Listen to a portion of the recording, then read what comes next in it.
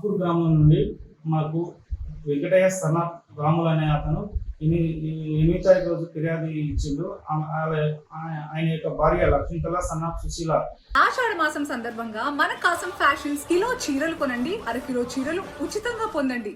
పోయిన నెల 27వ తారీఖు రోజు 26వ తారీఖు రోజు ఇంటి నుంచి వెళ్ళిపోయిందని చెప్పి మాకు ఒక ఫిర్యాదు ఇస్తే, ఆ ఫిర్యాదు మీద 8వ తారీఖు రోజు ఈ నెల 8వ తారీఖు రోజు మిస్సింగ్ కేసు నమోదు చేసినాము. మిస్సింగ్ కేసు నమోదు చేసిన తర్వాత మేము వెరిఫై చేసినాము. ఏంటంటే ఈ యొక్క సుశీల వాళ్ళ అన్న దగ్గర హైదరాబాద్లో ఉంటుంది. మేము వెరిఫై చేస్తే ఈరోజు కానీ రేపు కానీ తీసుకొచ్చి వాళ్ళ భర్తకు అప్పగిస్తాం.